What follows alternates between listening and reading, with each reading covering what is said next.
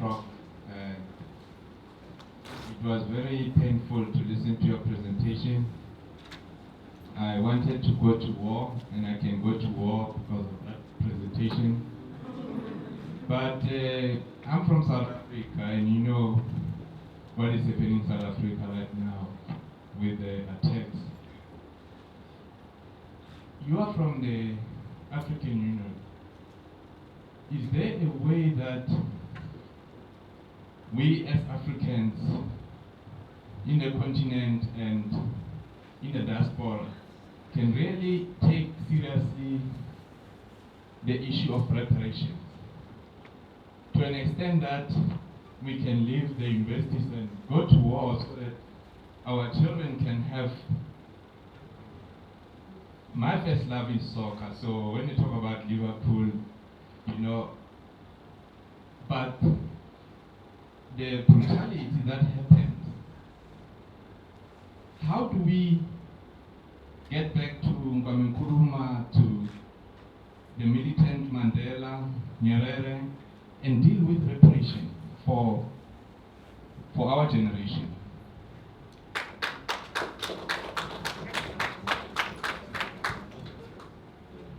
Thank you very much. Can I just respond to these two before I forget the trends?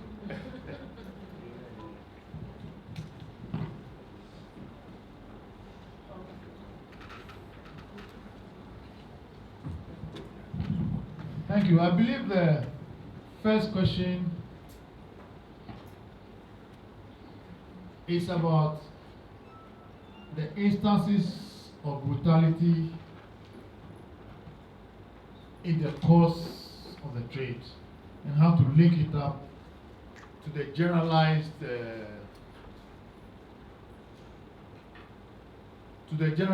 unrest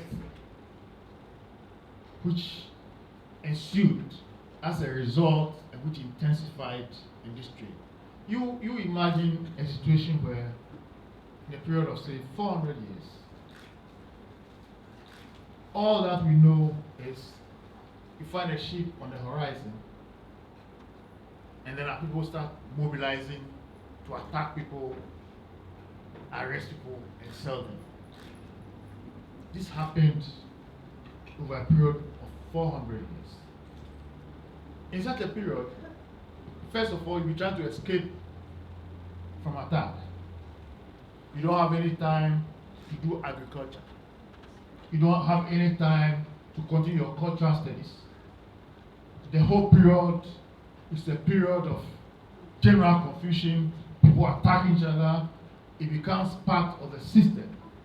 Our chiefs now try to get enriched by the trinkets and the gins and the wines brought from abroad.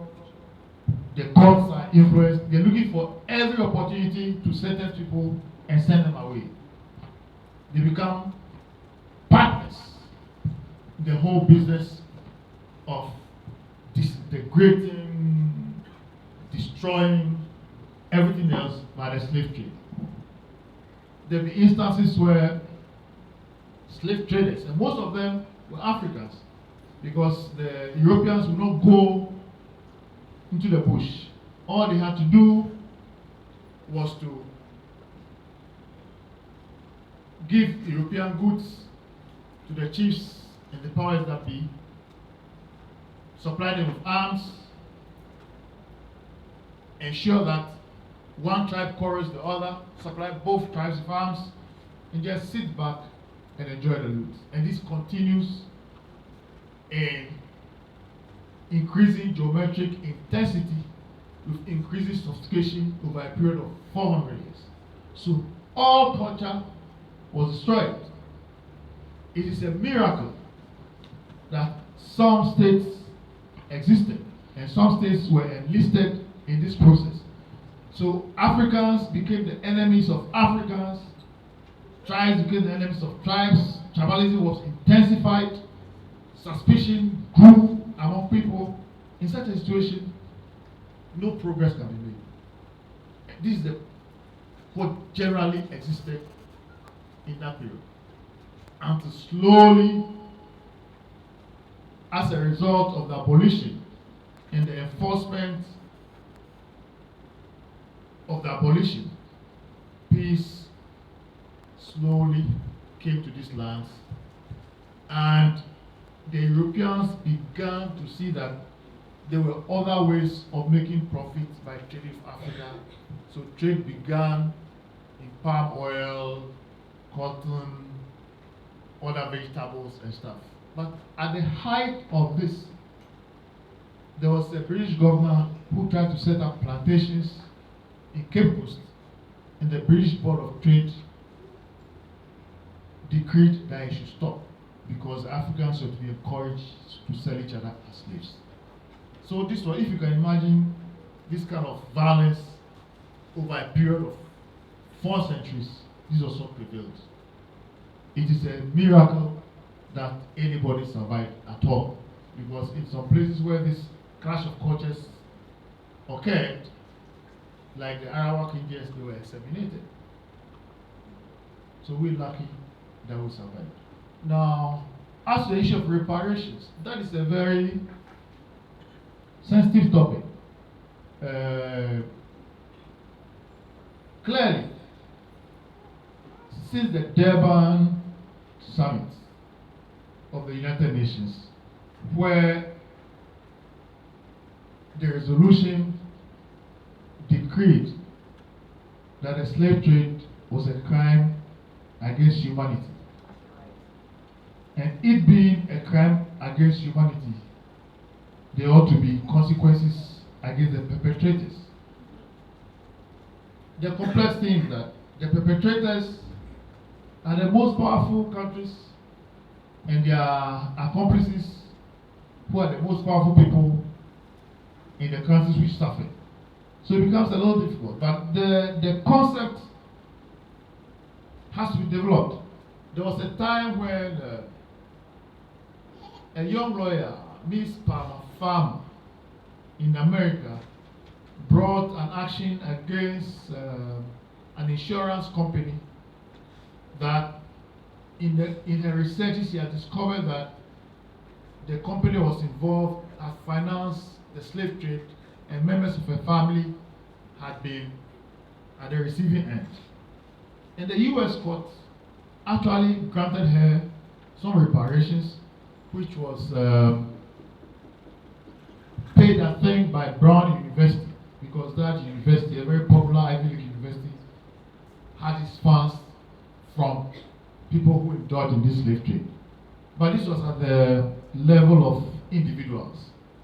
Now, if you want to talk about reparations generally, you're talking at the level of countries, and you're talking at the level of international, at a level of public international law.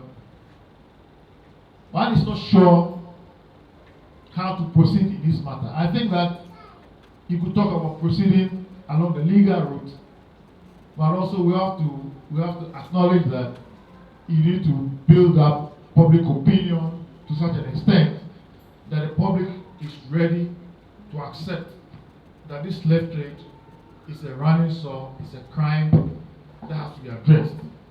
And I believe part of this engagement is trying to propagate ideas which eventually lead to some reparation. The question is, what form is the reparation going to take? There are people who think that they should be assigned various sums of money in foreign exchange to go and spend as a result of reparation. Others think that this should only be given to people in the Caribbean or United States. Others think that some should come to Africa, but all those are detailed.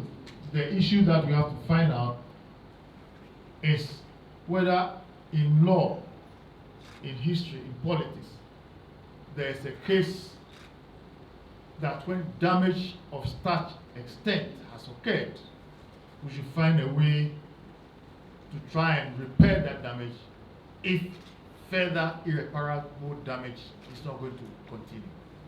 That's my view, sir. Thank you.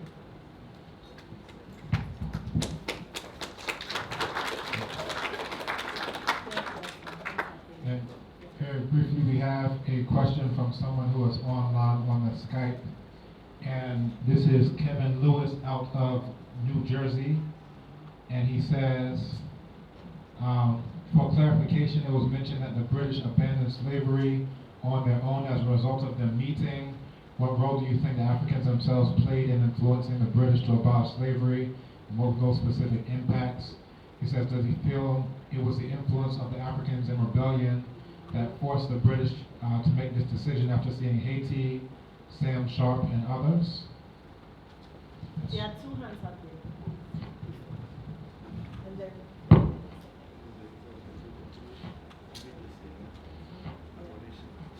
I'd like to first thank you for the opportunity to.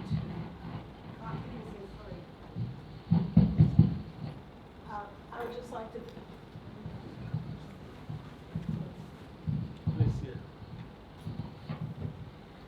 I would like to thank you for the opportunity to come out and speak with us about this subject. My question is, do you think Africa will ever take any responsibility in the slave trade? As we talk about reparation from those countries in the West, America and Europe and all, do you think that Africa will ever take any responsibility for this atrocity?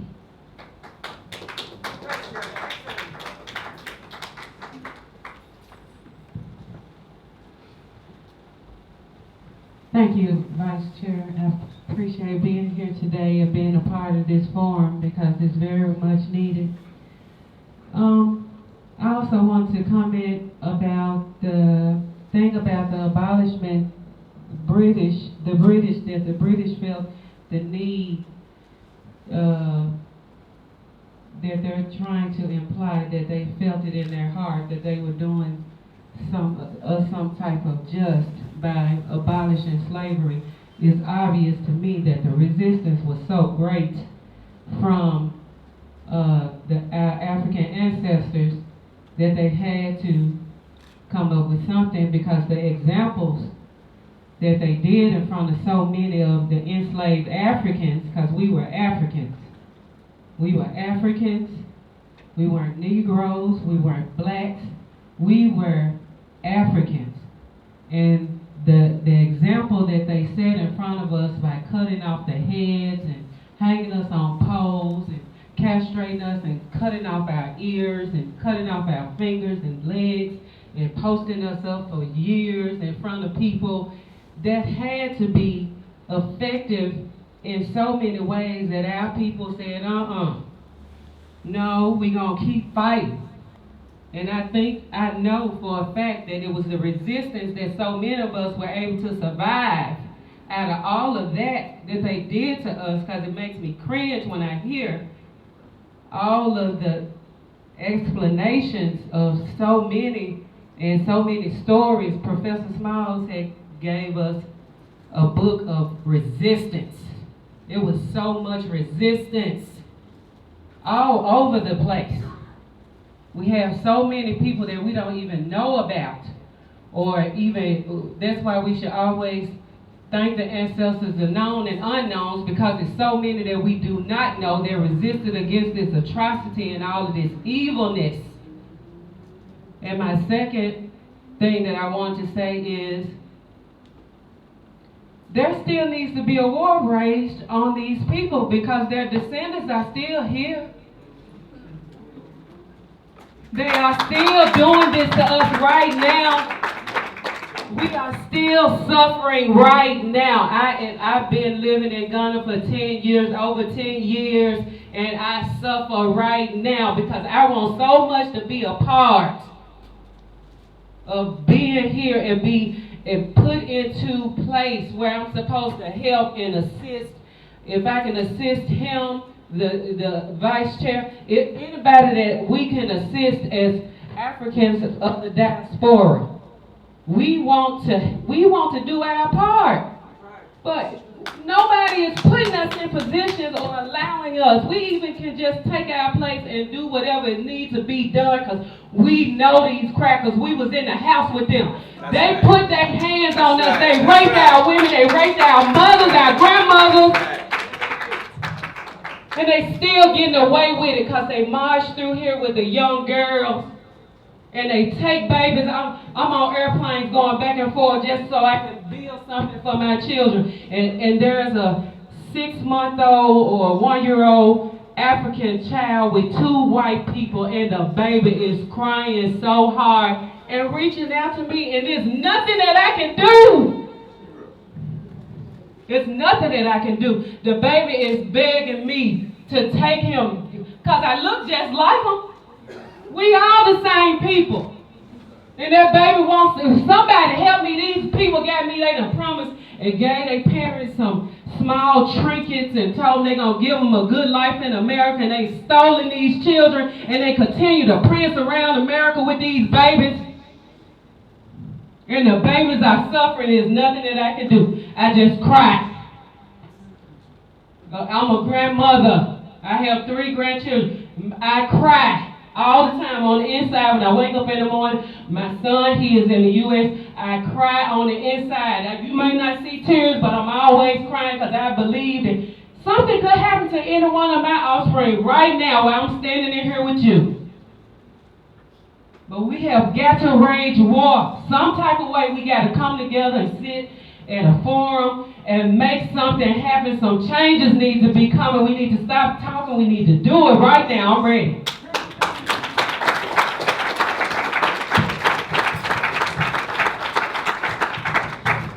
Thank you, my sister. I'm crying with you too, man.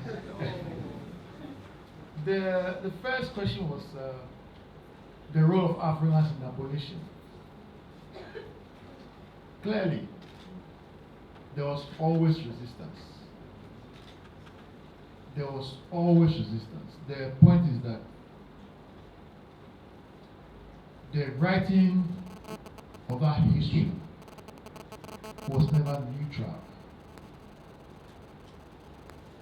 At a certain point in time, it was even presented as if the slave trade was the greatest thing that ever happened to Africa.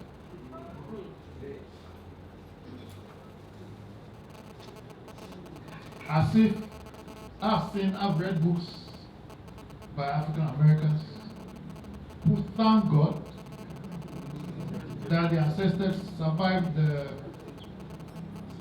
Middle Passage and they go to America. The truth is that this history brings about so much emotion,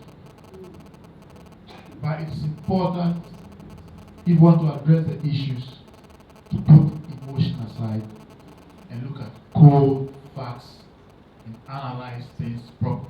It's about studying our history, it's about organization, it's about getting our point of view across. And this doesn't happen overnight.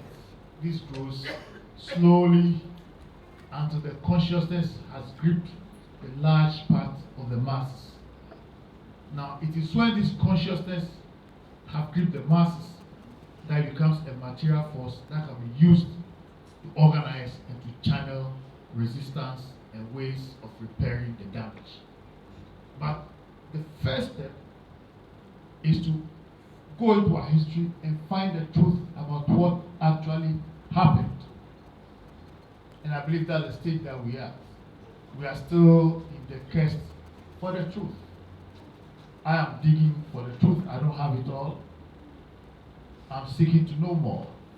And if we are able to grasp this truth, if we are able to transmit it to as large a population as possible, then we can begin to have legislators in places that can move motions to have some of this repair done. But no matter how angry we are, no matter how emotional we are, we need, and I know this is difficult, we need to be able to put emotions aside and go and find the facts. Because the facts are there, and if we struggle, we find them. Then we can begin to have our actions informed by science and technology and history. Then we can make some progress. That's all I can tell you. There are a few more hands on this side. So there are 2 people here. Some hands on the other side. All right. Where is that? I just wanted to give a comment on which will serve as. Hey, excuse me. He's taking over the chair. We keep on giving them mic. We don't know who is speaking. There are people who start their hands up for a very long time. Give it to them. Yeah, so many hands up. No, let him finish. On the relation of abolition, very often academics and even mystics and other commentaries in relation to that very often put the thing in a very diluted manner. As if the British just got out and then all of a sudden met and then decided to bring about abolition. But the integrity of the issue should be critically looked at, especially if you consider other writings outside the jurisdiction of Britain. For example, the Swedish philosopher named Emanuel Swedenborg. He wrote a text entitled Heaven and Hell. In fact, it was that text that then brought about the revolution in Britain itself. In that text, he related two main things. He said that the black man was the highest of God's creation. And secondly, he said that at the end of what we sometimes call the end of the world, the black man will emancipate. Those two things pricked the conscience of the British monarch and their people, and then emancipation began. Through those who read that material, especially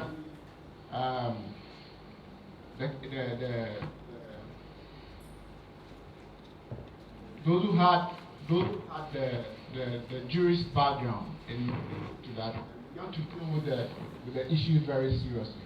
So sometimes let's look at the balance and then. So he has his hand up, and then he has the right. And please keep your contributions short so that you have time to speak. Hotel, thank you for this privilege. I have a question. I'm a Ghanaian. That I found out that all these three issues that you're saying, all this history, all this powerful history about slavery, many of the Ghanaian citizens don't even know about the slavery thing that has happened in this land. There are a lot of Ghanaian citizens who schooled here, from kindergarten to the university, all the universities in Ghana here, don't even know where the slave castles are. People live in Jamestown, Jamesport, don't even know the meaning of Usherford, Jamesport. They don't know the use of it. They thought it was prison built by Ghanaian or built by the Ghanaian government, putting people over there. They don't even know that those things were built by the so-called colonialists or the exploiters. So, what are you doing? People doing so that citizens of Ghanaians will know that this thing happened in their land? Because as I'm saying right now, things are going on in Ghanaians because Ghanaian citizens are confused, because they don't even know their history. So being a Ghanaian citizen, because if I did not travel outside this country to most of Africa, most of European countries, and at the end I ended up in the United States, I wouldn't have known who I am, how powerful, how precious I was.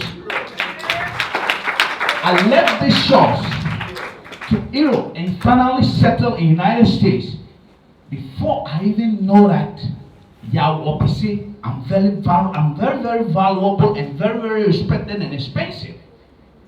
And because I'm working here just like that, like every other Ghanaian here in this university. Don't even know they have this history. So my question is, what are the educationalists doing so that we could start this history right from the beginning, from the kindergarten to the tertiary levels?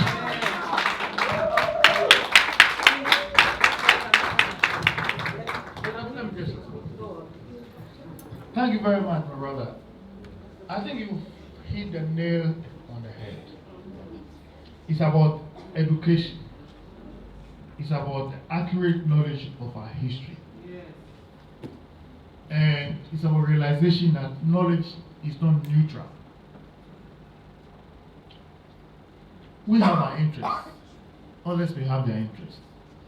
Now, whoever was responsible for the slave trade and colonialization and all that, he will write his history in a way to justify his actions. We have come across textbooks where when they talk about the slave trade at all, they talk about advantages and disadvantages. We've been through high school, we've been through private school. Now, we should ask ourselves, in whose interest are we being educated in this matter? I mean, I was in primary school here. We used to march in the afternoon sun, singing in the bleak midwinter. It is not by accident. No, it is not by accident. So, this matter is of an order of complexity greater than you imagine. It involves politics, it involves law, it involves government, it involves commitment. I mean, I've been to Cape Coast Castle with tourists from the Caribbean, and as we look over the wall, finding where the guns are pointed, as you look down, there are Cape Coast kids squatting and defecating. They have no knowledge at all, not an inkling of the valuable history which is looking at them everywhere. So there's a lot of work to be done. And it's not the work of any particular person, it's the work of everybody who is conscious and wants to bring about a change. It's not a work of government, it involves universities, it involves everybody. Because this trade involved all of us, its effects have affected all of us. We are all looked upon as niggers wherever we go. We have to live with it. But what it means is that there's work to be done for all of us.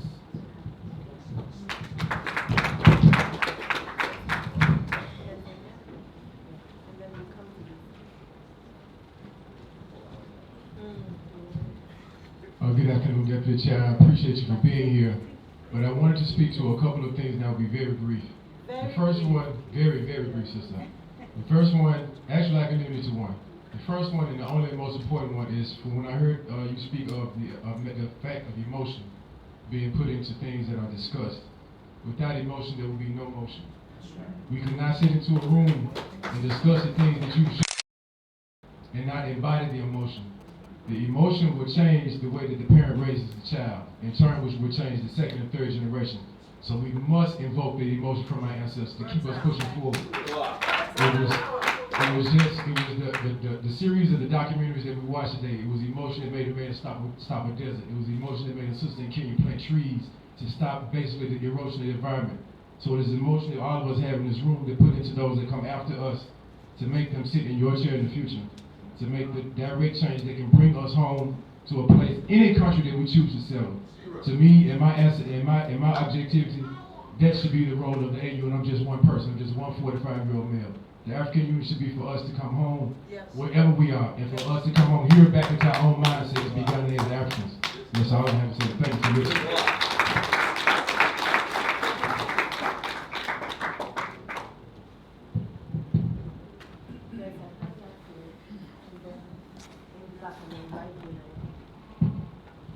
Thank you.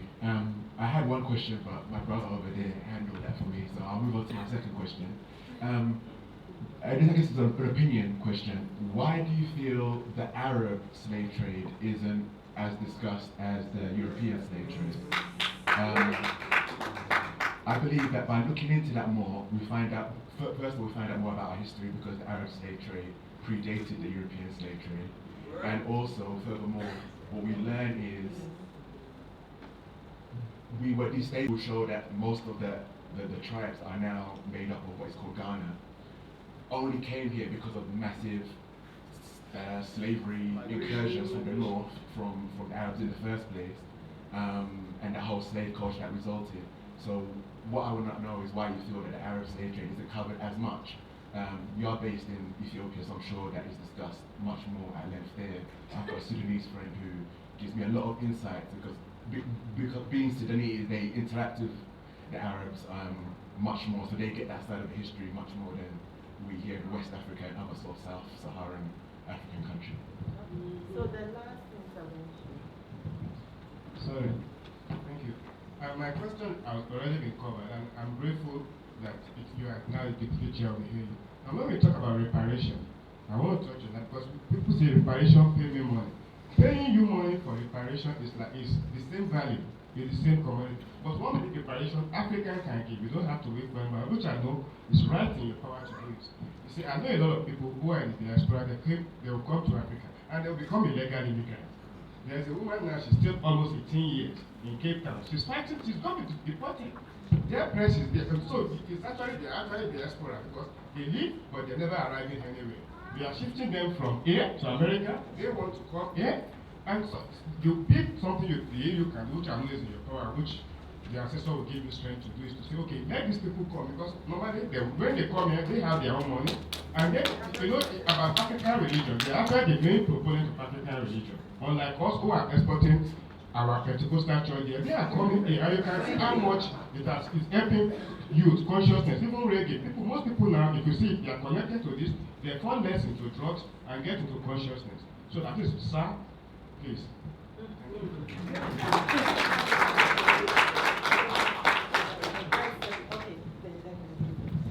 My brother, I agree with you, and we'll see what we can do. Now, as to the Arab slave trade, why I didn't talk too much about Arab slave trade. The truth is that I don't know too much about it. I'm trying to find out more about it.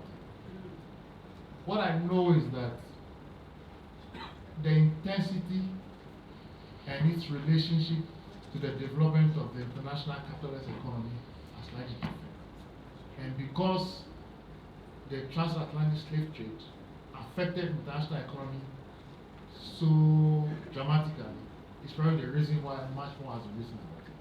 But I agree with you, one needs to find out more about the Arab slave trade to have a complete picture of the damage that was done to us in our country.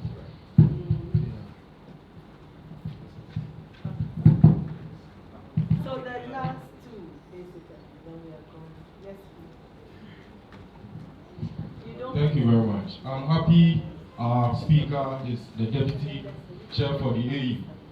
We are talking about the transatlantic slave trade, elite effect, but what are we doing about our youth who, even though we assume slavery has been abolished, who are dying on the Mediterranean Sea every day, trying to go and re-enslave themselves? Thank you. Yes, you. And then the last one.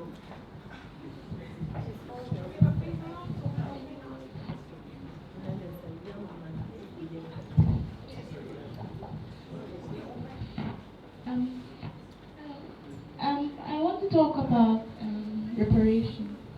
I googled the word, and it has to do with making amends. And I find it funny that up till now, we don't seem to get that if we don't expect amends, we can move on. That's my problem. I feel like a person has broken your heart, a guy or a girl, and you're in your corner thinking, I'm not going to move on. They won't apologize. I will never get closure. So you're just there, you're not doing anything in your life. You're just thinking about everything and how he hurt you or how she hurt you. But then another individual had her heart broken, and you said, okay, how have I learned from this?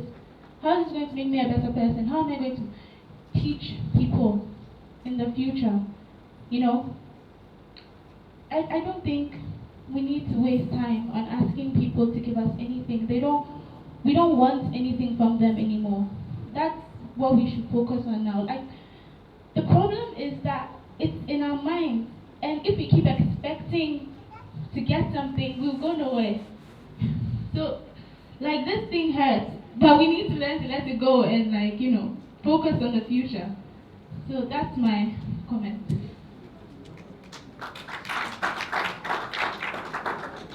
Okay. I just want to thank the Honorable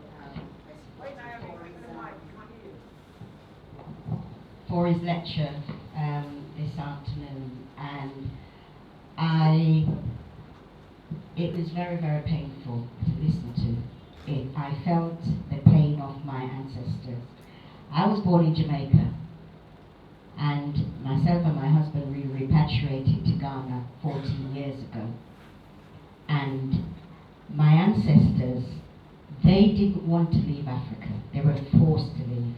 They wanted to come back, and unfortunately they didn't come back, but they sent me. They sent me to represent, and I'm here to represent in Ghana the pain and the suffering my ancestors went through. Now, what I want from Ghana is for Ghana to recognize that I am Ghanaian. Yeah. And I'm saying, Mr. Quartey, you are now the Vice President of the AU. I want the AU to take my requisition forward. I want to be an African and be recognized as an African. Yeah.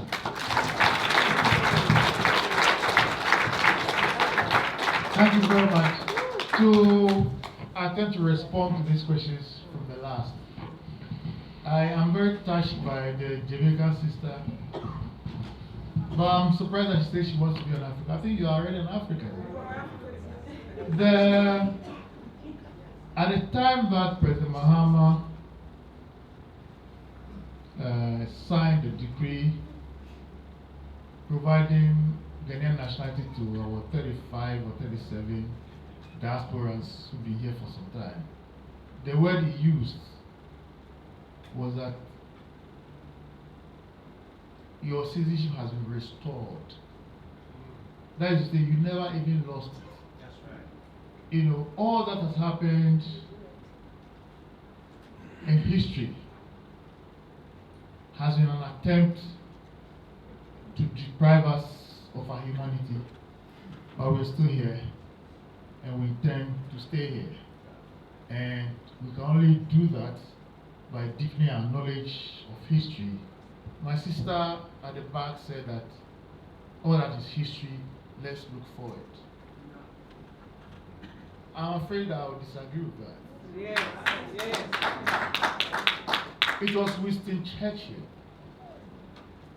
who was never really our best friend as Africans, who said, the further back you look, the further forward you can see. That's right. There you are. So I think that history is very relevant. The important thing is that we have to make sure that we sift the facts we tell our story properly and truly. Because believe me, not all the history books that we have read have told the African story truly. Yes. And it is not by accident. Part of it is to try and glorify their history and diminish ours, so that we are perpetually, intellectually, psychologically, and mentally enslaved to their mode of thinking. But even that has not succeeded. Now, with your permission, I'd like to read a short paragraph written by a British governor of Jamaica. And he was talking about a rebellion of black slaves in Jamaica in 1760. So, if you permit me, let me just read. He says, Coromantins in the 1760 rebellion. Now, you know, Coromantin village is on the way to Cape Coast. See, the circumstances which distinguish the Coromantin or Gold Coast Negroes from all others are firmness both of body and mind. A ferociousness of disposition, but without activity, courage, and a stubbornness, or what an ancient Roman would have deemed an elevation of soul, which prompts them to enterprises of difficulty and danger, and enables them to meet death in its most horrible shape with fortitude or indifference. They sometimes take to labor with great promptitude and alacrity, and have constitutions well adapted for it. For many of them have undoubtedly been slaves in Africa. I have interrogated great numbers on this subject. On the other hand, the Gold Coast being inhabited by various different and other tribes, which are engaged in perpetual warfare and hostility with each other, there cannot be a doubt that many of the captives were taken in battle, and sold in European settlements were of free condition in their native country. It is not wonderful that such men should endeavor, even by means the most desperate, to regain their freedom of which they have been deprived. Nor do I conceive that any further circumstances are necessary to prompt them to action than that of being sold in captivity in a distant country. I mean to state the facts as I find them. Such I well know was the origin of the Negro Rebellion which happened in Jamaica in 1760. It arose at the instigation of a Coromantee Negro of the name Taki. People here refer the name as Taki Akraman, who had been a chieftain in Guinea and broke out on the frontier plantation in St. Mary's Parish, belonging to the late Ballard Bedford, an adjoining estate of Trinity, the property of the deceased relation to the Benefactor Zachary Trinity. On those plantations were upwards of 100 Gold Coast Negroes, newly imported. And I do not believe that an individual among them had received the least shadow of ill treatment from the time of their arrival here. I will not call it. This is to give you an indication of the perception of the Negro African from the point of view of somebody who enslaved them and was interested in keeping them enslaved.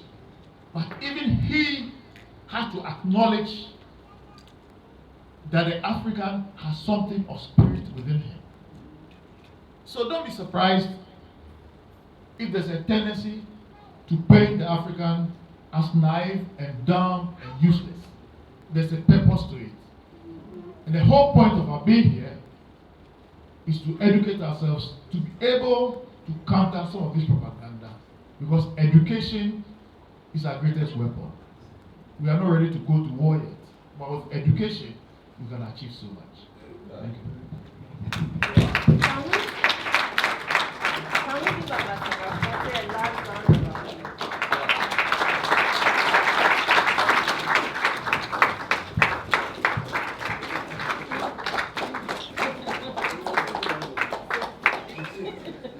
I've never been so sad to close a meeting, and it's because I can see all these hands up. People really want to continue with this conversation, and I think we should see this as the middle of a conversation, which maybe began many years ago.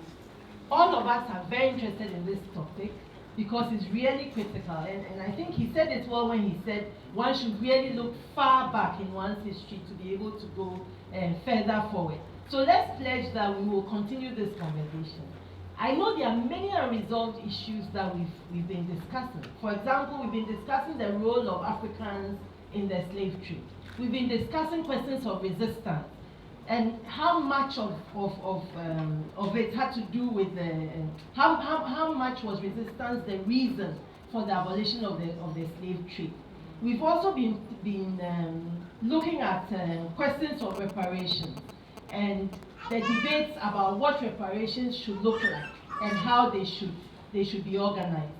There are many more such questions. There was a question about Arab slavery and how it changed the continent even before the transatlantic slave trade.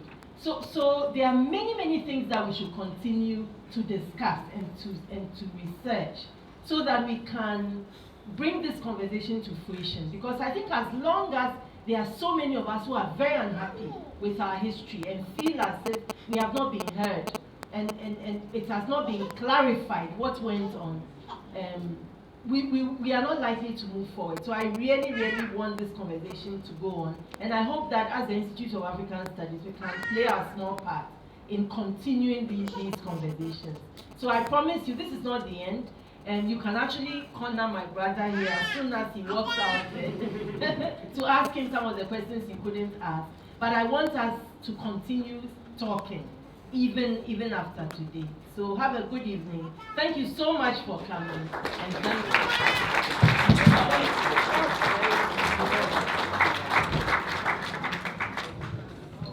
All right, and as we close out, we have a quick announcement. And one of our PhD students, Mr. Sela Ajay, will actually be having an exhibit on a very similar topic. And it's entitled Staying Alive, Slavery, Neo-Slavery, Repatriation and the Myth of Africa's Past. And that will be on 6 March at the Brazil House in Jamestown. And it will go from 6 p.m. to 9 p.m. And our speakers will be Prof. Maoli Ajay and Dr. Obadile Kamba. So be sure to be there, and we can continue that discussion there for sure.